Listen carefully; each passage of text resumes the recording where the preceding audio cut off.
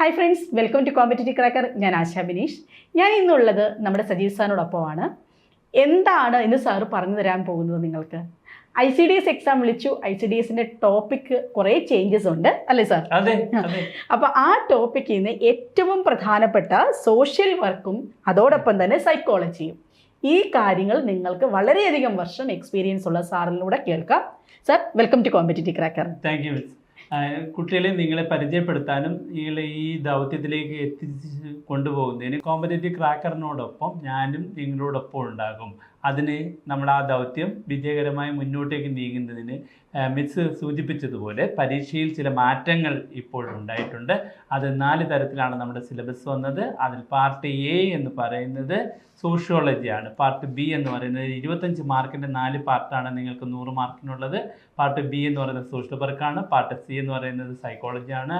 Part D എന്ന് പറയുന്നത്, അല്ലെങ്കിൽ 4ാമത്തെ പാർട്ട് എന്ന് പറയുന്നത് ഹോം സയൻസ് ആണ്.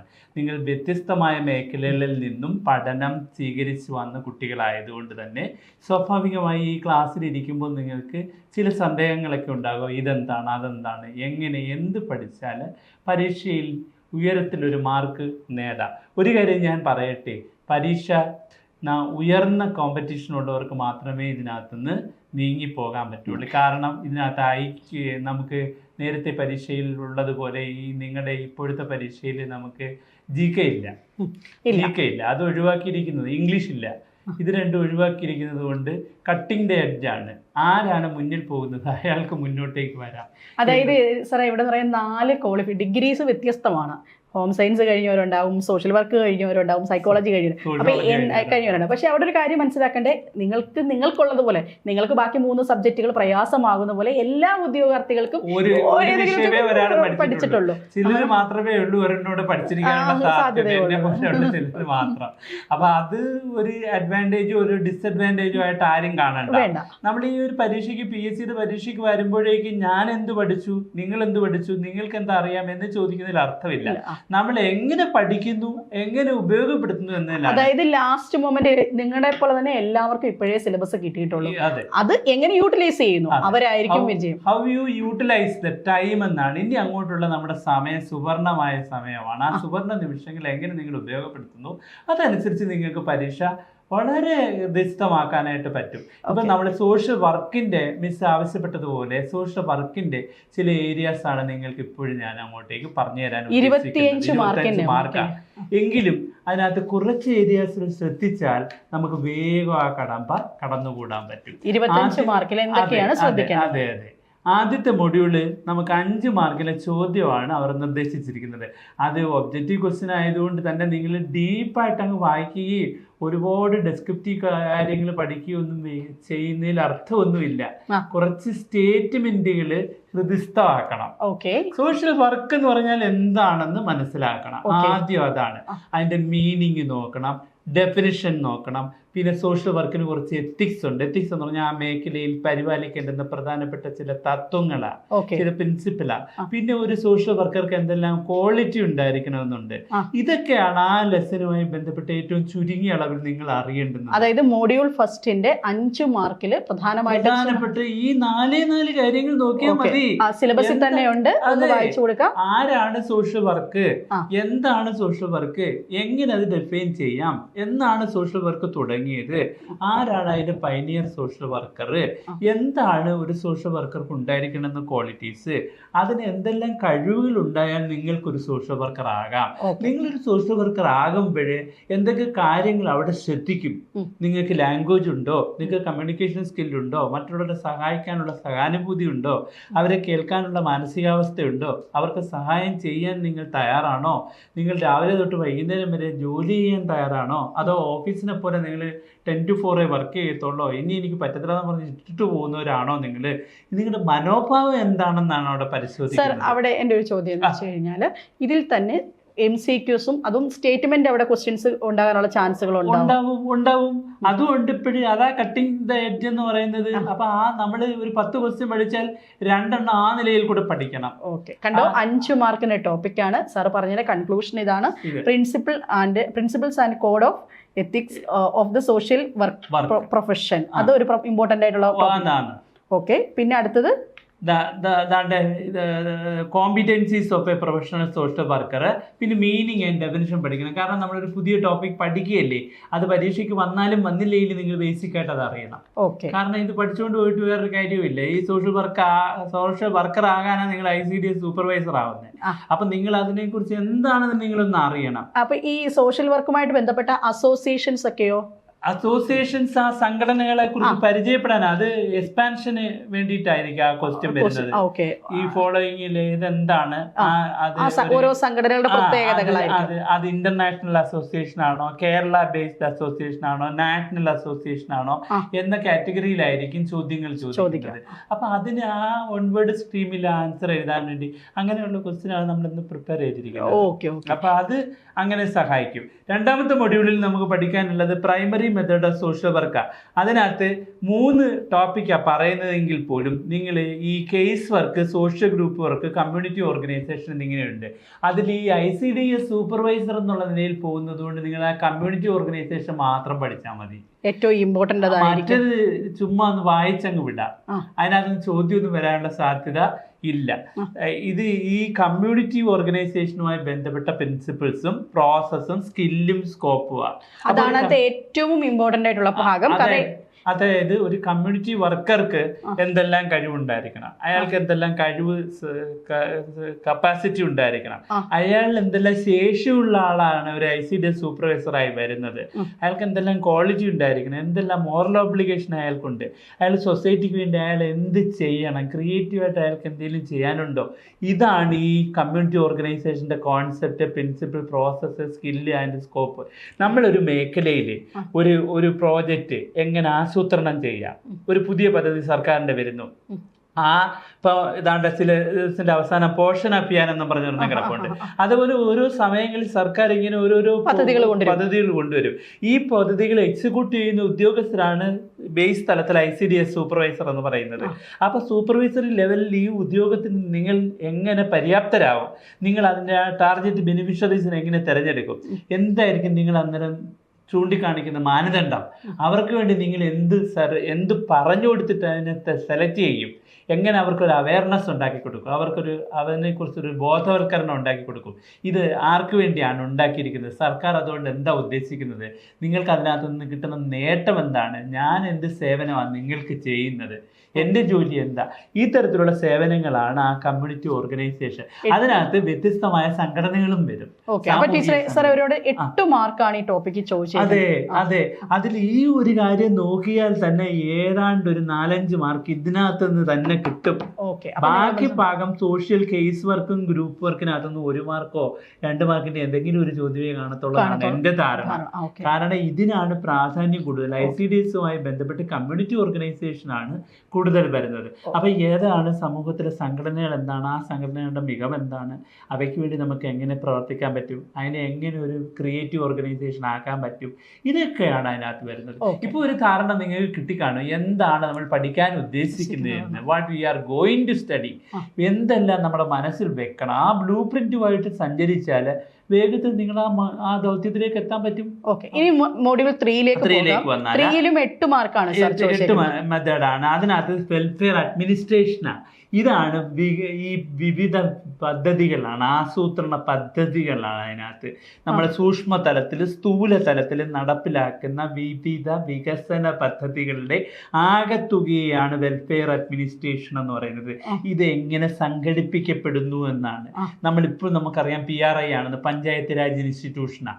അപ്പോൾ അത് ഡിസ്ട്രിക്ട് ലെവൽ അഡ്മിനിസ്ട്രേഷൻ വഴി നടപ്പിലാക്കുന്നുണ്ട്, ബ്ലോക്ക് ലെവൽ അഡ്മിനിസ്ട്രേഷൻ വഴി നടപ്പിലാക്കുന്നുണ്ട്, പഞ്ചായത്ത് വഴി നടപ്പിലാക്കുന്നുണ്ട്.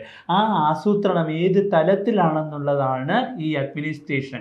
അഡ്മിനിസ്ട്രേഷൻ എന്ന് പറഞ്ഞാൽ ഭരണ നിർവഹണമെന്നാണ്. എന്ന് പറയാൻ ഏത് തരത്തിൽ കൂടെ ഇത് നിർവഹിക്കപ്പെടുന്നു, എങ്ങനെ അത് ആ ബെനിഫിഷ്യറീസിലേക്ക് എത്തിക്കുന്നു, അതിനുള്ള സംവിധാനങ്ങൾ എന്തൊക്കെയാണ്, അതാണ് ഈ പറയുന്നത്. ഏതെല്ലാം ഉദ്യോഗസ്ഥന്മാരുമായിട്ട് ക്ലബ് ചെയ്ത് ഏതെല്ലാം സഹായങ്ങൾ കിട്ടും, അതെങ്ങനെ സർക്കാർ. വൈഡ് ടോപ്പിക് ആണോ? തീർച്ചയായും അതിന്റെ ടോപ്പിക്കാ. അത് നമ്മളിപ്പോ ഒരു കാര്യം ഇപ്പം ഇപ്പൊ പോഷൻ അഭിയാൻ എന്ന് തന്നെ പറയുന്നു. പോഷൻ അഭിയാൻ താഴെ തട്ട് നമ്മൾ നോക്കുമ്പോൾ പറയുന്നത് അംഗൻവാടി ടീച്ചറാണ് നമുക്ക് കൊണ്ടുവന്ന് തരുന്നതെന്ന്, അല്ലെ അംഗൻവാടിയിലെ ഹെൽപ്പറാണെന്ന് പറയും. ഒരു അംഗൻവാടി ടീച്ചറോ ഒരു അംഗൻവാടി വർക്കറോ നമുക്കിപ്പോ ഒരു പോഷൻ അഭിയാന് ഒരു കുട്ടിക്ക് ഇപ്പൊ കൊച്ചു കുട്ടികൾക്ക് വേണ്ടി അവിടുന്ന് പോഷകാഹാരം തരുന്നുണ്ട്. ഇത് തരണമെന്നുണ്ടെങ്കിൽ ധാരാളം ഓഫീസുകളിൽ കൂടി കയറി ഇറങ്ങണം. ഒരുപാട് പേപ്പർ വർക്കുകളുണ്ട്.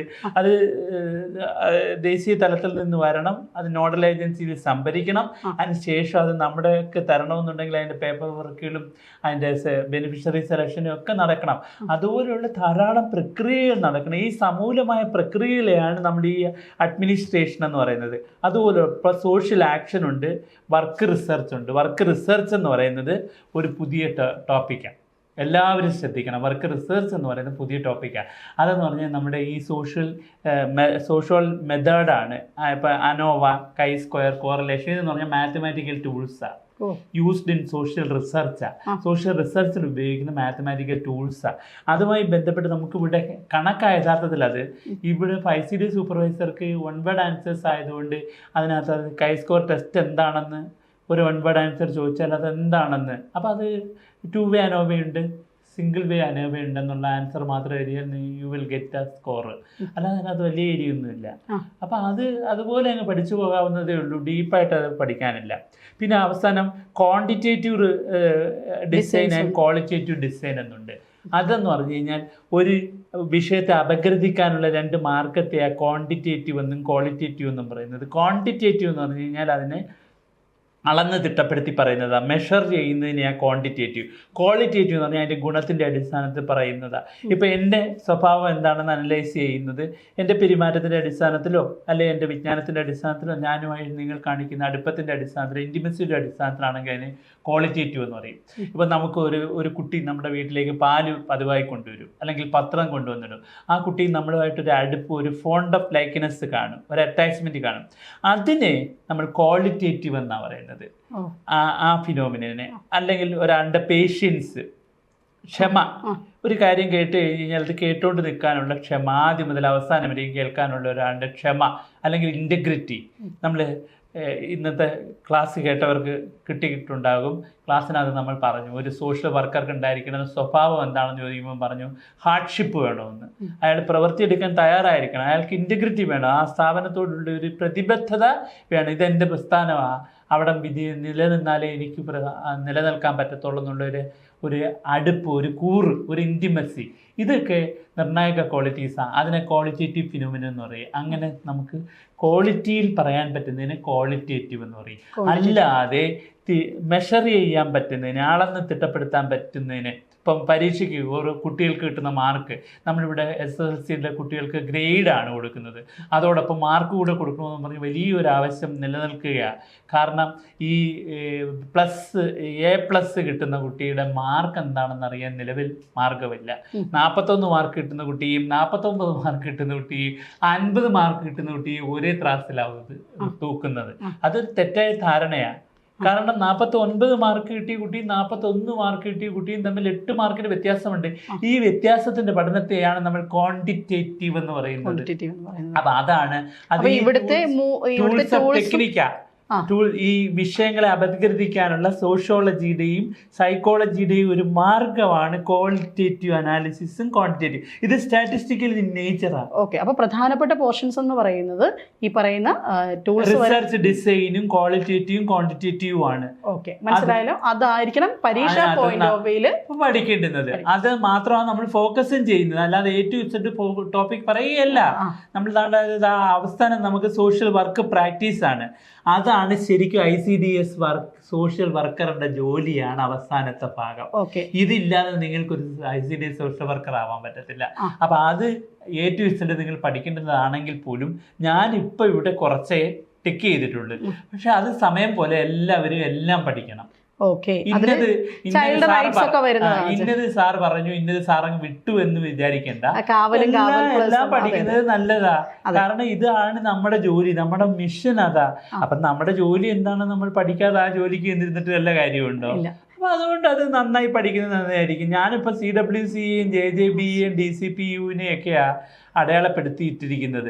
അപ്പൊ നമ്മൾ CWC ഒക്കെ ഇപ്പം പത്രം വായിക്കുന്നവർക്ക് എല്ലാവർക്കും ഇത് കറണ്ട് അഫയേഴ്സുമായിട്ട് കുറച്ചുകൂടെ ബന്ധപ്പെട്ട ടോപ്പിക് ഞങ്ങളൊക്കെ പഠിപ്പിക്കുന്ന പോർഷൻ. ചൈൽഡ് വെൽഫെയർ കമ്മിറ്റിയാണ് CWC എന്നും ജുവനൈൽ ജസ്റ്റിസ് ബോർഡാണ് JJW എന്നും ഒക്കെ സാധാരണക്കാർക്ക് എല്ലാവർക്കും അറിയാം. അതിലിപ്പോ ഈ ടോപ്പിക്കുമായി ബന്ധപ്പെടണമെന്നില്ല.